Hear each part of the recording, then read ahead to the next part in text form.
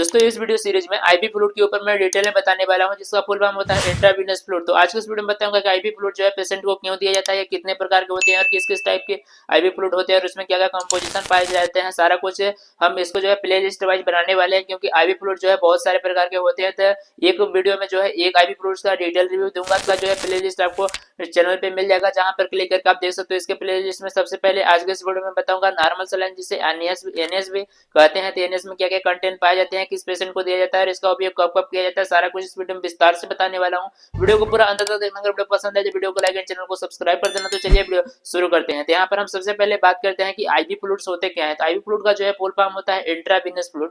तो इसका जैसे इंट्रावेन का अर्थ आपको समझ रहे होंगे यानी कि वेन के अंदर। तो जी हाँ, आपने बिल्कुल सही समझा। इंट्रावेनस का अर्थ होता है वेन के अंदर, यानी कि यह जो फ्लूइड होता है वो डायरेक्टली पेशेंट के ब्लड स्ट्रीम यानी कि वेन के अंदर यानी नसों में लगाया जाता है, जिससे कि पेशेंट को जो है मेडिसिन प्रोवाइड किया जा सकता है। इसके अलावा सपोर्ट उसको प्रोवाइड किया जा सकता है। इसके अलावा कोई भी जो है न्यूट्रिएंट्स प्रोवाइड करा जाता है इसके थ्रू। अगर मैं बात करूं यहाँ पर आईवी फ्लूइड्स कितने टाइप के होते हैं, तो मेनली आईवी फ्लूइड्स जो है दो टाइप होते हैं। पहला टाइप यहाँ पर जो कि आपको देखने को मिल जाता है क्रिस्टलोइड, और यहाँ पर जो दूसरा टाइप होता है वो होता है कोलोइड्स। जो पहला होता है क्रिस्टलोइड, तो क्रिस्टलोइड के मेनली तीन टाइप होते हैं जो कि ज्यादातर यूज किए जाते हैं नॉर्मली। जैसे में पहला यहाँ पर होता है आपका आइसोटोनिक, दूसरा हाइपोटोनिक और तीसरा होता है हाइपोटोनिक। ये क्या होते हैं इसके बारे में थोड़ा सा बताऊं। तो आइसोटोनिक आईवी सोल्यूशन होता है, उसका जो है सेम आपके जो ब्लड का प्लाज्मा कंसंट्रेशन होता है उससे सेम होता है। अगर उसे मैं बताऊं जो हाइपोटोनिक होता है, हाइपोटोनिक उसका जो है कंसंट्रेशन आपके प्लाज्मा कंसंट्रेशन से थोड़ा कम होता है।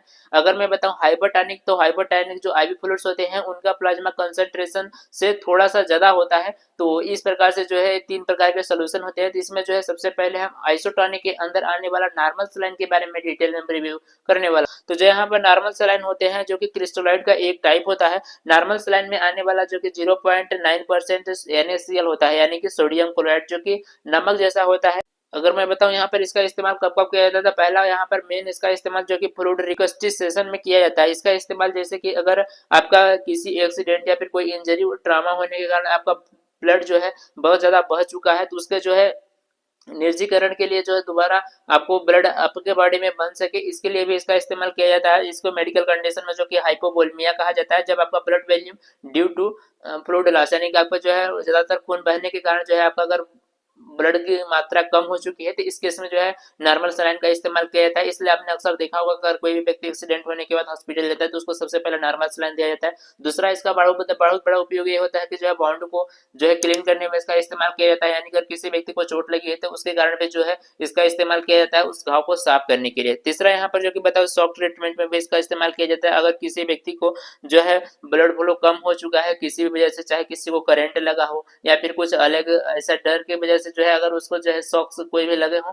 जिसके कारण उनका ब्लड फ्लो कम हो चुका है, जिस कंडीशन में जो भी है यहाँ पर नॉर्मल सलाइन यानी कि एनएस का बॉटल लगाया जाता है। इसके अलावा मेडिसिन डिलीवरी, अगर किसी भी व्यक्ति को जो है दवाई पहुंचाना है, अगर उसको जो है ट्रीटमेंट जो है इंट्रावेनस या फिर माउथ के द्वारा लेने में असमर्थ है, इस कंडीशन में भी जो है एनएस यानी नॉर्मल सलाइन का इस्तेमाल किया जाता है ताकि पेशेंट को जो है कोई भी दवाई डायरेक्टली उनके ब्लड में पहुंचाया जा सके। यहाँ पर बाईपास हो जाता है, यानी कि डाइजेस्टिव सिस्टम में जाने से पहले भी अगर किसी व्यक्ति का जो है पेट खराब हो चुका है यानी कि पेट में दवाई नहीं दे सकते, ऐसा किसी केस में होता है, तो इस केस में जो है डायरेक्टली पेशेंट को जो है ब्लड में दवाई दी जाती है। तो इस केस में भी जो है एनएस यानी कि नॉर्मल सलाइन बॉटल का इस्तेमाल किया जाता है।